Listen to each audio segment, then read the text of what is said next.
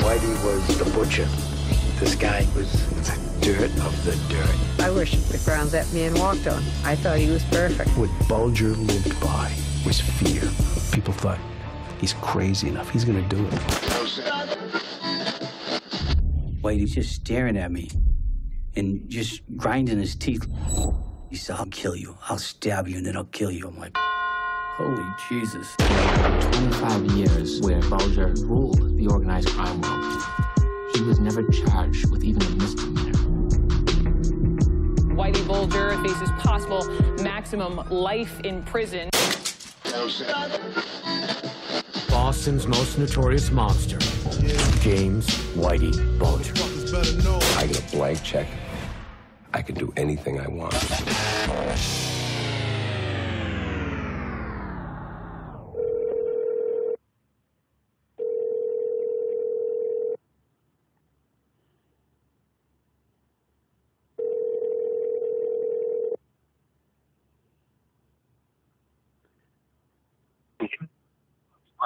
Hello? Think you're crazy. Yo, is this Ecay Uno? Yes, this is the one and only. Well, it's like this, but all of them is my kids. What's cracking, Ecay? It's Whitey Bulger calling from the Whitey Bulger Show. How are you this evening? What to do? Why you pleased to be involved, man? Pleased to be involved. Nice, man. Well, obviously, I had you on last season of the show. I've been messing with you for a long time. I appreciate you coming back on the show. For those that don't know you, just go ahead and introduce yourself to everyone. Let them know where you're from and who you are. You there? I missed the question because I was trying to negotiate a marijuana deal. All I was saying was go ahead, for the people that don't know you, introduce yourself one time and let them know where you're from. What's happening? I'm Ecay Uno from that 619, the Big Bad San Diego, California. If you don't know about us, just keep your ears to the nose. I mean, to the grindstone. You're going to hear something. So, and for those of you that do, much love, much respect, keep on recognizing us. It's going to pay off one day for you. I appreciate that. I was just hitting the blunt myself, so a little grabbing a sip of this Gatorade, but you know, bro, in Europe we call shit hash. Hey, real shit, bro. Go ahead, bro. So I'm trying to negotiate this weed deal, though. It's serious where I'm at. For real. I'm sorry to be rude to the interview. Well, in all honesty, homie, that'll be my hits from the bong segment of this week, because you know Whitey Bulger be marijuana friendly, and I have that new segment. You know what I mean? I know, bro. I remember the first day I met you, we smoked out, and I was happy to go weed that day, and you did. Feel me, Whitey Bulger? And you got fire too. My sister back up. Well, I'm first off, I'm glad I got you back on the Sickness Network, Live 365. We worldwide on that satellite radio. It's the middle of summer. Beginning of summer. We about to hit the 4th of July. What's up with you musically? Right. My birthday is Saturday. You know, I love to bring the summer in with a bang. There we go. So it's your birthday Saturday for sure. I mean, we know you're what now? 21, 22. I'm about 22 years old, man. Got him good. Real shit. 22 years old, Whitey.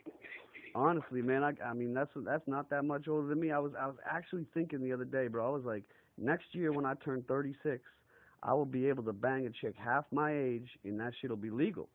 But I'm gonna tell you something about being 36, man. Them 18-year-olds, they just don't get it. They're not as appealing. You know what I mean? Yeah, real shit, bro. I couldn't even deal. 25 and up to ride this right, girl. And this is for public interest. 25 and up to ride this right, girl. Honestly, I think you have to be able to drink to be able to even have a conversation with me. I feel just awkward about it. So you got to at least be able to buy yourself a beer.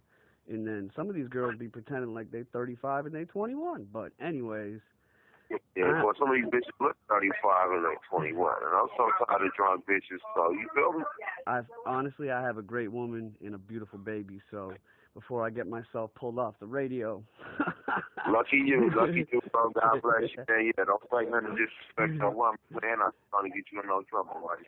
Exactly. So back to what my main point was: is the summer's coming in.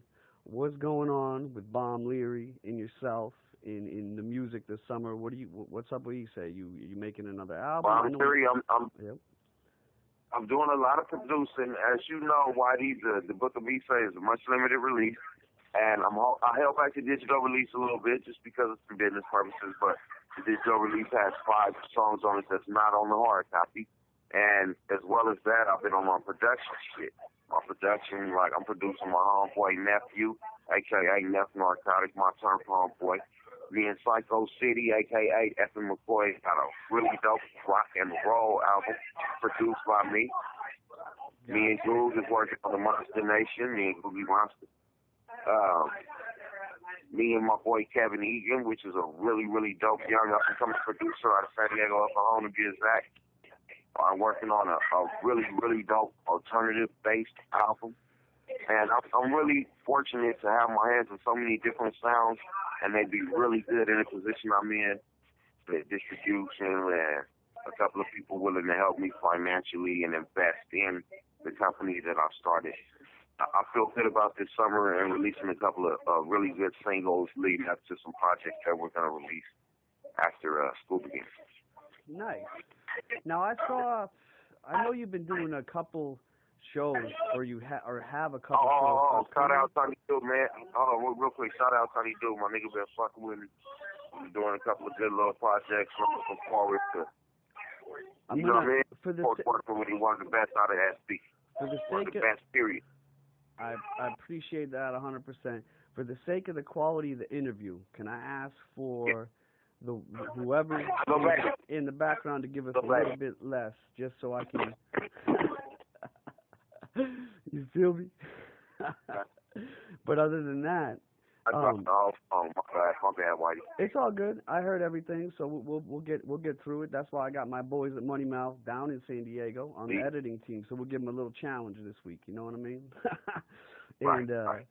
So obviously you're working with a lot of people. I did see, is the Pushing clothing line, is that yours, or is that something you're just? It's not mine. I'm actually involved with it.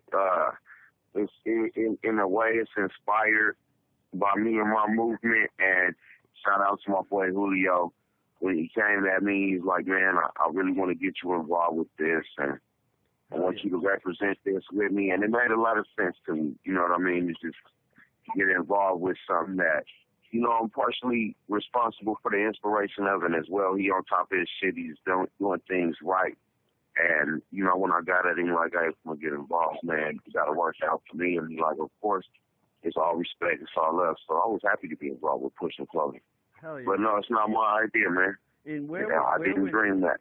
Where would one purchase internet-wise, because we worldwide? You don't have to wait. You don't have to wait because it launches for school. It launches for in the summer school year. I got you. Back to school clothing. So, good. You know, when it's ready, it'll be available on my website, EcayUno.com, which takes you to the block.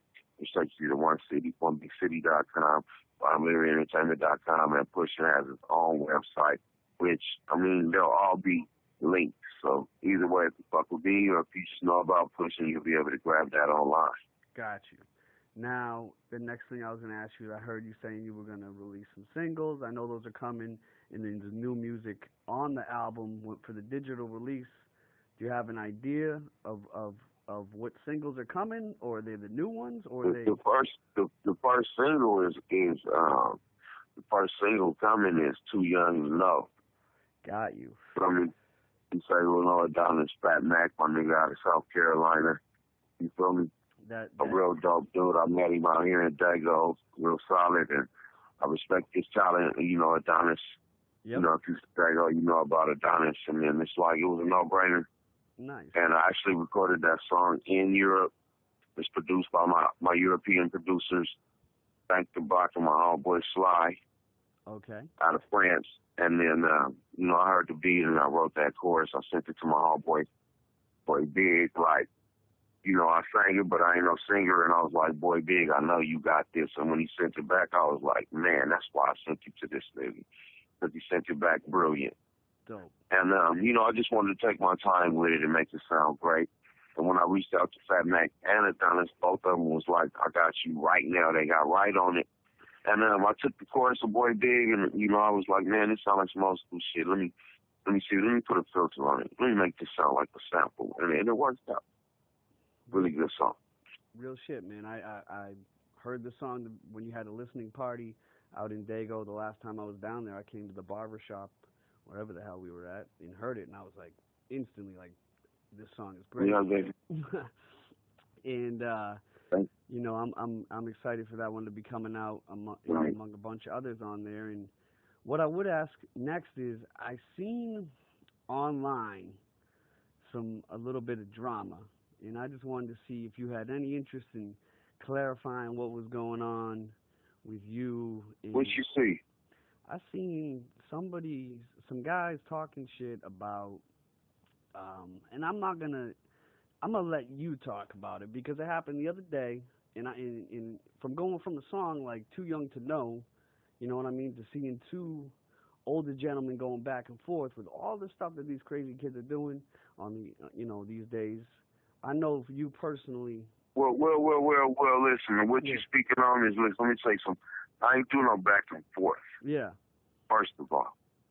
So, and then secondly, like, you know, I don't like explaining myself too much, but what happened was somebody that I know, a personal friend of mine on my Facebook page, said something stupid, and I addressed it, but I got sarcastic with her. Gotcha. You feel me? And as I said that, I'm looking at this shit like niggas is trying to misconstrue what I'm saying. These niggas know. He say word, like, I'll get at you if I got a problem with you. But as far as on some gangbang shit, stop it. Yeah. You feel me? Yeah. I'm not since I was probably about 17, 18 years old. First time I ever went to jail. When I was like 16 years old, I realized, like, man, these niggas is just as cool as me. I fucks with real niggas. Yep. Period. I've been like that.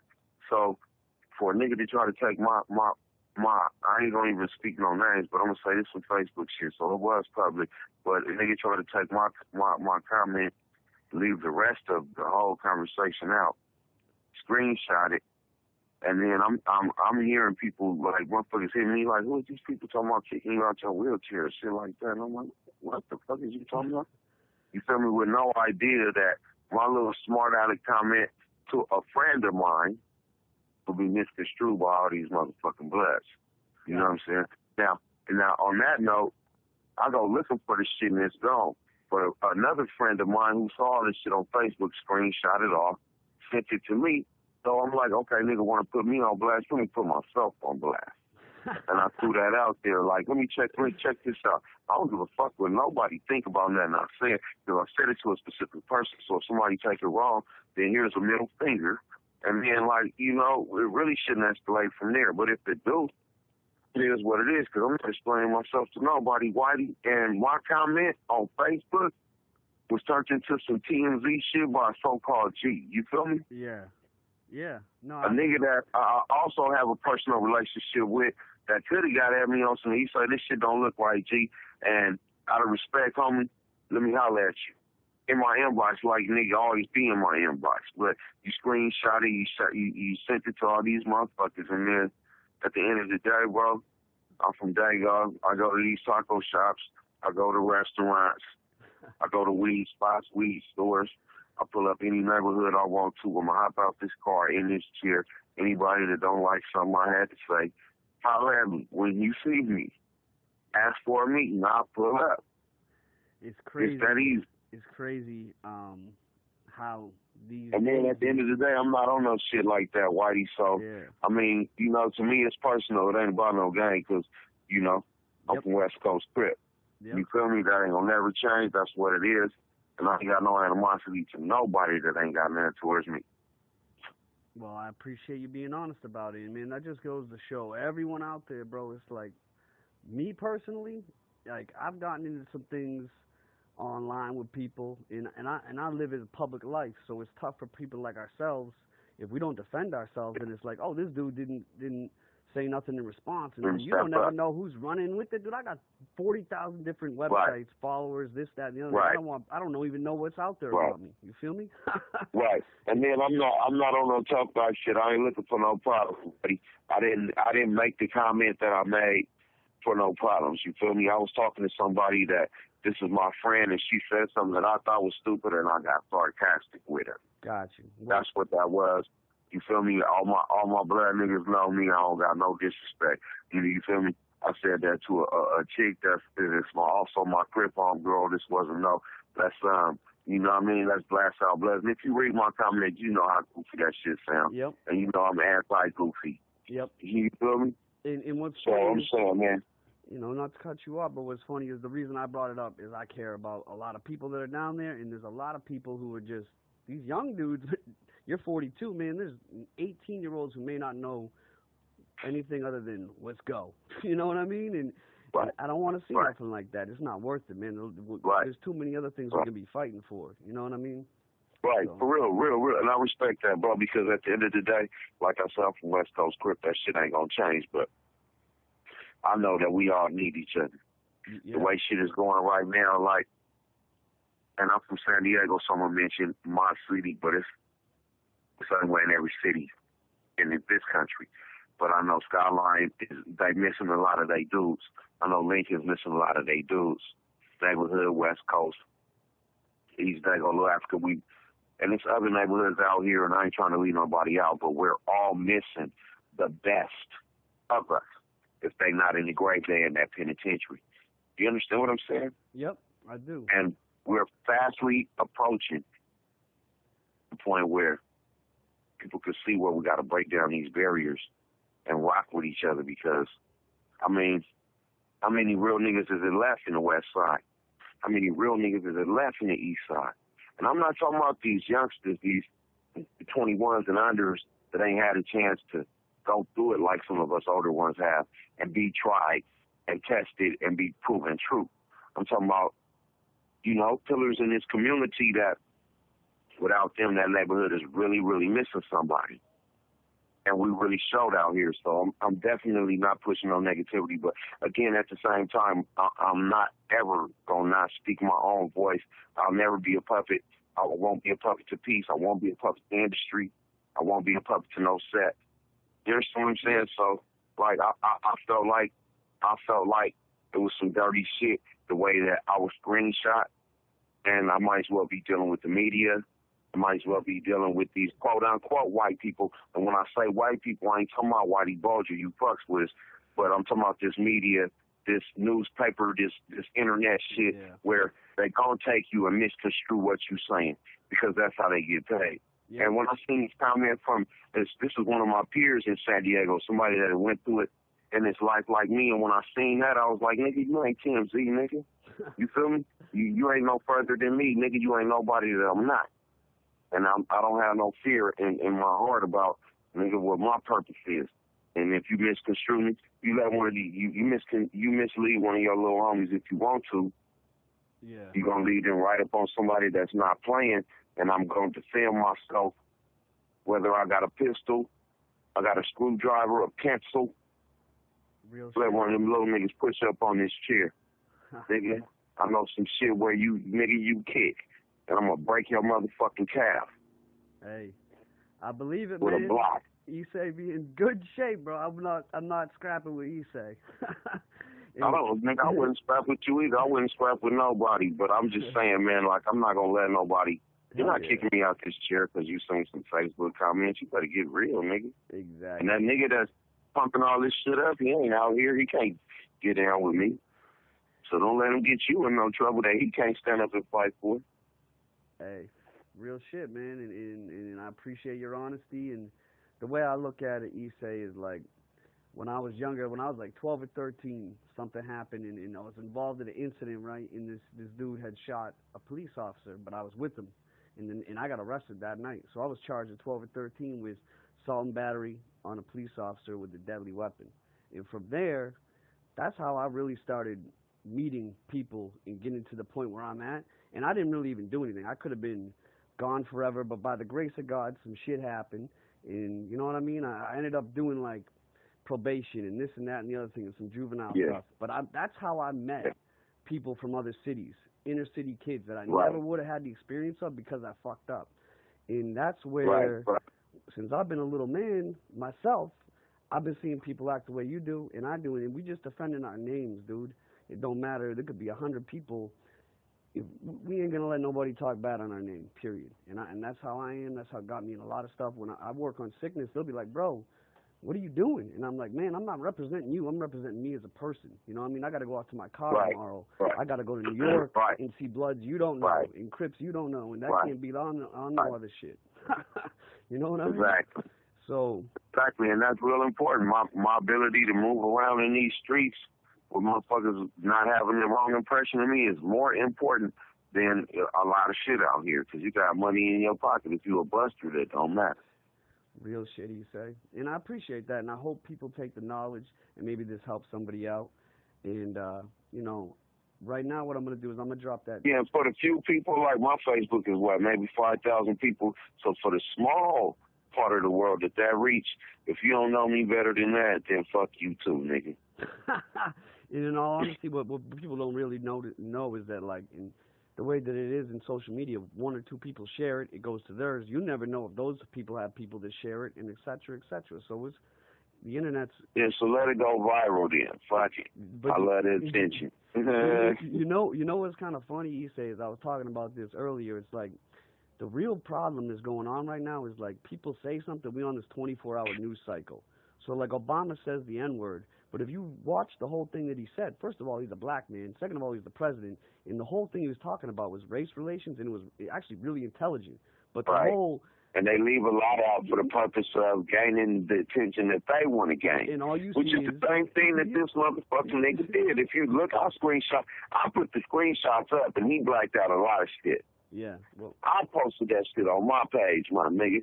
But then again, back on a more positive note, there's still niggas out here that know, like, you know, my phone rang several times. He say, what's happening?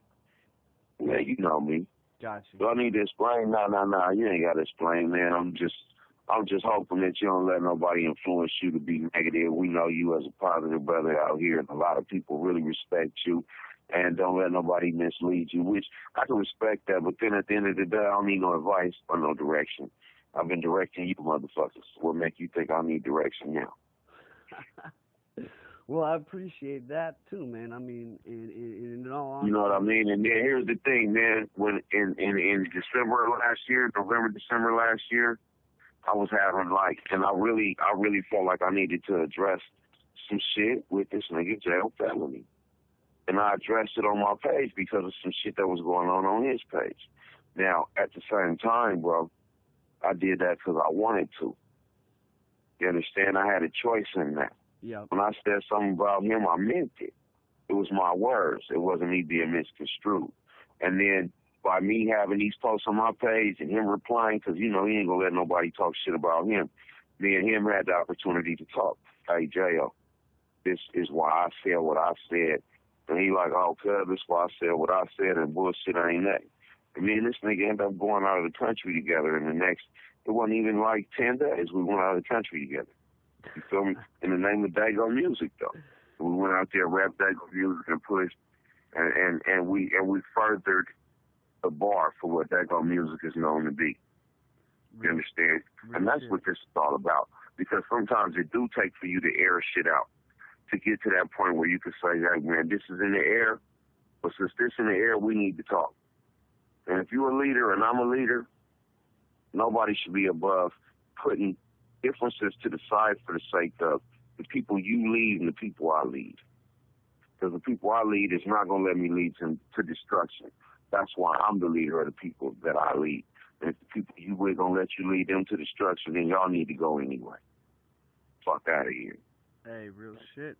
And, you know, what I would say, Ecay, is that one thing that I really respected about you from day one is you've always been very upfront with me and honest. And, you know what I mean? There's not a whole lot of, like, jibber-jabber behind it. You're giving people straight truth. And, you know, that's why I'm always checking in with you. And it's the same with your music, man. It's not a whole bunch of, you know, we're millionaires driving around in Maybachs. It's, you know, my back. So how the fuck you say the car? I don't even know it. You know what? I don't know how to say that shit either because I don't care. And I would, but then again, you can't shit on that. You can't shit on that. But at the end of the day, bro, I feel like this. Watch this. My thing is, if we got 10 niggas in our hood that got Bentleys, like that drive that it takes for you to come up with a Bentley out of nothing when you from the projects, that same drive could feed everybody around here. Yeah. That same drive. And you can have a Bentley. Because if you could come up with a Bentley out of nothing, imagine what else you could do. I know one man driving around. But we're not taught that. I know about 10 niggas. I know about 10 niggas when I'm out here. Yeah. And one thing that people don't realize is that same drive and ambition that you got to do something for yourself and further yourself, that works for the village. Real shit. You know what I'm saying? And just like in this world, we looking at how many billions of people work for a system that only really a few people eat off of. Those people could feed us. Them niggas that's eating in the hood, I watch them feed the hood. You know that? Yeah. I watch them, homie. I watch niggas throw barbecues, buy all the food, tell everybody bring their kids, tell homies no guns at these events. Anybody with a gun getting checked. And that energy right there, that could be used to really free our community. Our community. And when I say that, I'm not just talking about Southeast San Diego, East San Diego. I'm talking about this whole country. Yeah. Where these police are jumping out of cars and popping niggas in their head. You know what I like in it too, my dude, is like where San Diego's at, like how you guys are, is almost like gladiators getting ready to go to the ring. You all be chopping each other down. San Diego is a gladiator city. You know what I mean? That's interesting that you said that. San Diego is a gladiator city because if you don't know about San Diego, you feel like San Diego is this tourist, it's this really beautiful place. And San Diego is a gladiator city. When you bump into Dago niggas, they don't take no shit. They be out of different states, different countries, and they be by themselves getting their money, and they don't take no shit. Dago niggas is way outnumbered in prison, and they known for not taking no shit. When they in small numbers, can't nobody get at them. That's San Diego. San Diego attitude is a very independent attitude. My homeboy said they assholes. Probably because he an asshole. And he thought me an asshole. You feel me? Oh, you say, man. But shit, if you know what you want, can't nobody talk you out of it. Real shit, dude. And again, I'm gonna get yelled at by Coop for going way over my time. But I appreciate. Shit, y'all got the power of editing. Just let me hear the edit. Hey, man, I like to keep it original. I don't fuck around with my interviews like a lot of people out there like to hear the truth. So, well, shit, that's what it is. I appreciate you taking the time, man. We're gonna drop Too Young on them in probably another track or two. Anyone you want to say shout out to or anything else before I let you go this evening? Nah, I don't want to forget nobody, so I don't like doing that. All I want to say is to everybody that got something on their mind, you got a dream, keep pushing, man. Put your time in. Don't let nobody talk you out of what you know is the truth. I appreciate that, Ecay. And you have a great night, man. I'll talk to you soon, all right? All right, well, love, buddy.